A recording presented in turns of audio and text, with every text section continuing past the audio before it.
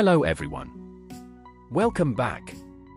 Today, we've got some crucial news you don't want to miss. Let's dive right into the top financial headlines and break down what's happening. Bloomberg report, Tesla soars to best day in 11 years after a blowout quarter. Big news on Wall Street today. Tesla's Q3 earnings report hit yesterday after hours, and it's making waves in the markets. Bloomberg's got one of the top takes on it, breaking down why Wall Street's suddenly flipping back to a positive outlook on Tesla, especially after all the recent skepticism post-product launch. First off, let's address why this report has completely changed Tesla's story in just a couple of weeks. Not too long ago, Wall Street wasn't exactly cheering. After Tesla's latest product event, shares dipped as investors started to feel uncertain about the company's future. But now, sentiment's done a 180. Here's what's going on, according to Bloomberg. Tesla's SUVs are finally turning a profit. Tesla's SUVs just posted their first profitable quarter, which caught the market by surprise. This shift toward profitability in more vehicle categories is a huge deal, especially with the SUV market growing globally. Elon's confident growth forecast. During the earnings call, Musk threw out some ambitious growth targets for next year, saying he expects Tesla's growth to be in the 20 to 30% range. What's interesting here is how the media jumped on the high end of that forecast, 30%, showing just how much they're ready to embrace Tesla's upside again. It's almost like when things are good, people hear what they want to hear. Autonomous driving upgrades. Musk made a big pitch for Tesla's latest self-driving tech, saying it's getting to the point where it can outperform human drivers. This isn't the first time we've heard this, but the emphasis on Tesla's advantage in autonomous tech definitely got people excited. Robotaxi rollout. Musk also gave a timeline for Tesla's fully autonomous robotaxis, which he now says could be in large-scale production by 2026. That's a huge statement, hinting Tesla's already gearing up to take on an entirely new market segment that could redefine ride-sharing as we know it. Oh, and he casually mentioned a possible role in a future Trump administration, depending on how talks go. While Musk left it open-ended, he implied that he'd consider a government role focused on technology and innovation if offered. Big if, but definitely a headline grabber. Lastly, there's one more big highlight that's adding fuel to the Tesla fire: the unexpected jump in Q3 profit margins. Last quarter, Tesla's margin was on the decline, and the company was all about maintaining its market share in a competitive EV landscape. But now, with a bump in profitability, Wall Street's hopes are rising again. Analysts are starting to talk about Tesla's ability to outmaneuver other EV makers, both in tech innovation and operational efficiency. In short, Tesla's Q3 report is stoking hopes that it could leave its competitors in the dust by delivering superior tech and performance, all while pushing towards sustainable profitability. Secondly, Bloomberg's reporting some interesting news out of Canada with the headline, Trudeau reverses course on immigration as support plunges. And the subheading? Plan would shrink Canada's population by 0.2% in 2025, 2026 temporary migrants would drop by nearly 900,000 over 2 years. Here's the breakdown from Bloomberg, with record-high immigration numbers now straining public support. Prime Minister Justin Trudeau is rethinking Canada's famously open-door policy. Canada's Immigration Minister, Mark Miller, just rolled out a plan to scale back the number of permanent residents next year by 20%. That's a drop from this year's 485,000 to 395,000 in 2025, with further 4% reductions every year through 2027. The new plan is also setting a historic limit on temporary immigration for the first time. This includes international students and foreign workers, people who aren't full-fledged immigrants but are in Canada for short-term work or studies. These numbers are set to shrink from 800,000 in 2023 down to 446,000 by 2025 to 2026. Here's my take: we're seeing a rightward shift in immigration policies across the West, from North America to Europe. This isn't just from conservative parties either, even traditionally liberal or left-leaning parties are tightening up. For anyone looking to move to a Western country, this shrinking window of opportunity could be a big deal. Canada's always been one of the most open countries when it comes to immigration, so seeing them limit even temporary entries like international students is a major sign of change. Next, let's focus on two pieces of news from the Russia-Ukraine war. There's been a lot of talk recently about North Korea potentially getting involved in the Ukraine war, and the US has wasted no time in responding. During a press conference, John Kirby, a spokesperson for the White House National Security Council, laid out a strong message. Kirby stated that if North Korean troops were to join the fight in Ukraine, those troops would become legitimate military targets in the eyes of the US government. This means the US might consider using force against them, and it's a serious escalation. According to Kirby, there's credible information that North Korea has already sent around 3,000 soldiers to the Russian port city of Vladivostok by ship. Once there, these troops were deployed to various military bases across Russia's eastern region. While it remains unclear if these soldiers will actively join the fight against Ukrainian forces, the possibility itself is raising alarm. Kirby pointed out that after these soldiers complete their training, they could very well be moved to Western Russia and end up on the front lines in Ukraine.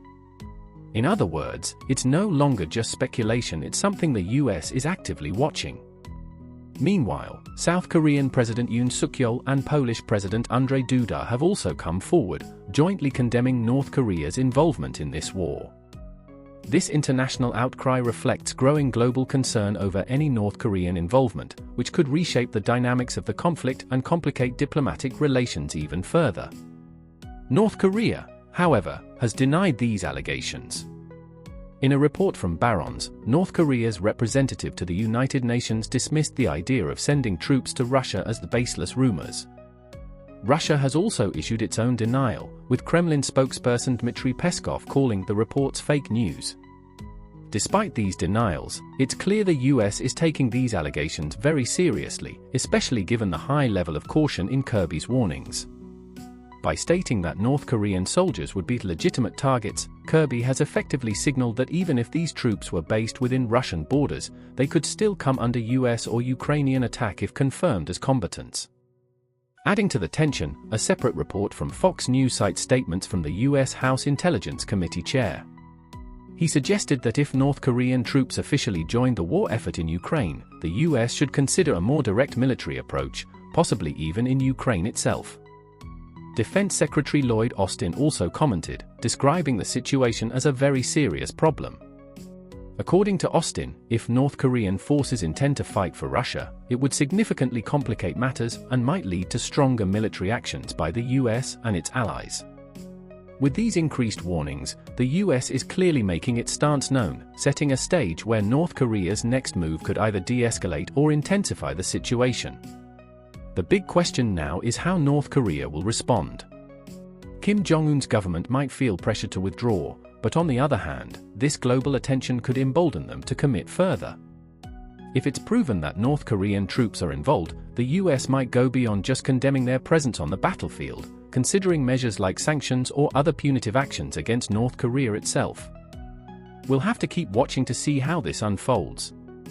Turning to another angle on the Ukraine war, The Economist recently published a compelling piece titled "The Foreigners Fighting and Dying for Vladimir Putin." The article provides a sobering look into the lives of foreign nationals who found themselves caught up in Russia's military efforts, only to regret it later. The article profiles a few individuals, a man from Nepal, another from Slovakia, and one from Brazil, who are currently held in a Ukrainian prisoner of war camp. Each of these individuals claims they were deceived into joining the Russian forces and had no idea they would end up on the front lines. According to Ukrainian authorities, the exact number of foreign prisoners they're holding hasn't been made public, but officials describe them as a burden they'd rather not have to manage. One detainee from Nepal described his ordeal in detail. Originally, he came to Russia as a student, hoping to further his education. But after being scammed out of his tuition money by a recruitment agency, he found himself financially stranded.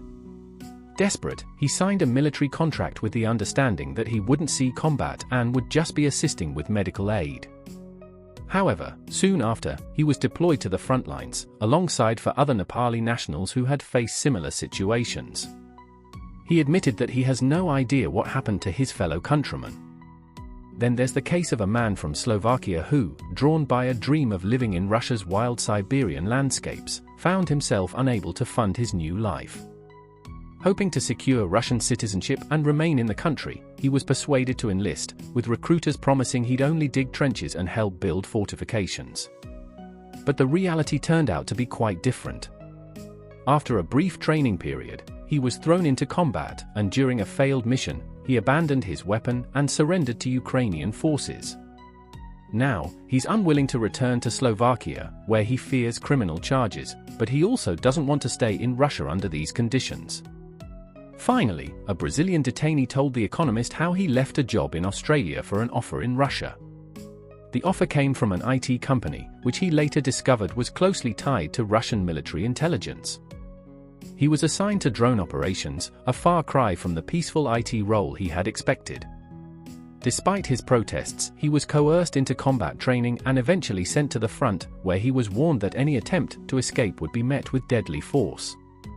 This isn't the first time foreign fighters have found themselves trapped in Russia's military system. Their stories bear striking resemblances to those of Chinese volunteers who had once enthusiastically joined Russian forces, only to quickly regret the decision once they realized the harsh reality of the battlefield. The deceptive recruitment tactics, promises of non-combat roles, and financial pressures create a cycle that pushes more foreign nationals into a war they didn't sign up for, with little chance of escape. These stories are stark reminders of the potential consequences for anyone considering a similar path. The situation for these foreign detainees remains uncertain, as their home countries have shown little interest in repatriating them, leaving them in a legal and logistical limbo. The fourth news story I'd like to share with you today is the latest update on the US presidential election. With only 2 weeks left until voting day, everyone's asking, where do things stand right now? How are the pundits calling it? This topic is definitely getting a lot of attention, and some pretty bold claims are flying around. For example, there are hardcore Trump supporters who are calling it a done deal in his favor, while some diehard Harris backers are certain she's going to win. Based on what I've looked into, I want to break down 3 main points that I think will be useful for everyone who's following this closely. First, let's look at what the Wall Street Journal is reporting. Up until now, they've described the race as neck and neck, saying it's pretty much a toss-up. But today, their front page takes a bit of a turn with the headline, "Trump takes narrow lead over Harris in closing weeks of race." The subheading points out that voters remember Trump's presidency more fondly as negative views of Harris grow. According to their latest poll, Trump has a narrow lead over Harris, with voters apparently feeling more positive about his past record and agenda, while viewing Harris in a more negative light. The poll shows Trump up by just 2 points nationally, at 47% to Harris's 45%. Back in August, when third-party candidates were also factored in, Harris was leading by a similar margin. The Wall Street Journal notes that while Trump is up by a slim margin right now, both candidates are technically still within the poll's margin of error, meaning either could actually be leading. My first takeaway here is that we should remember that the Wall Street Journal is a conservative-leaning publication owned by Rupert Murdoch, who also owns Fox News. So, while reading this, it's worth keeping in mind that they generally favor Trump. It's a good idea to mentally adjust for that. My second takeaway is to look closely at how credible the polling methods are. In this case, the Wall Street Journal sampled 1,500 registered voters. So, while it's not a massive sample, it is likely to give us a decent snapshot of current public opinion, at least within certain limits. The second source of insight comes from The Economist, which tends to be a bit more neutral since it's based outside the US and less caught up in American political fights. Today's headline is, "Why Donald Trump Has Moved Ahead in Our Election Forecast."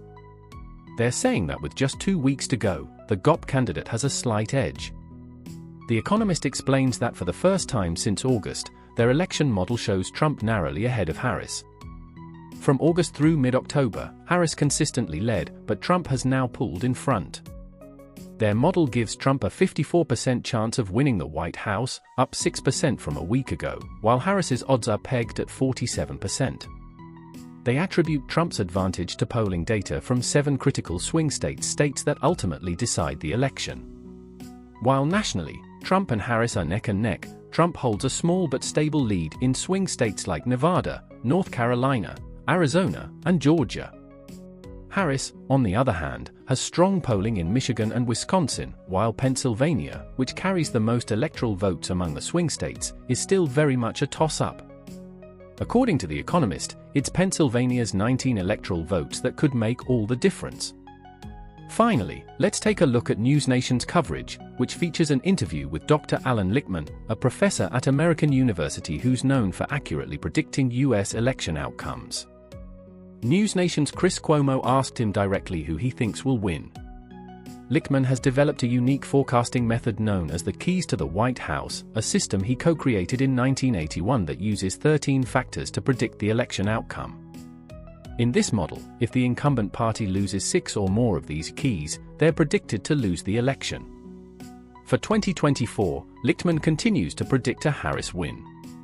According to his model, she passes some key indicators like a stable economy and relatively positive long-term economic growth rates. Despite the Democrats losing the House in 2022, he points out that they have largely united behind Harris, which helps their standing. He does acknowledge that he's faced backlash for this prediction, even noting that he's had to take security measures because of threats. But it's worth noting that Lichtman was one of the very few experts to accurately call Trump's win in 2016. So, these are 3 perspectives that seem especially relevant to where things stand right now in the election. Now, I know some people may feel that this analysis contradicts the obvious outcome predicted by certain polls, especially with so many sources leaning heavily Democratic. But I believe filtering these perspectives gives us a clearer, more balanced view of the race. That's all for today. Thanks so much for watching. If you found this video helpful, don't forget to hit the like button and subscribe for more updates. I look forward to seeing you in the next one.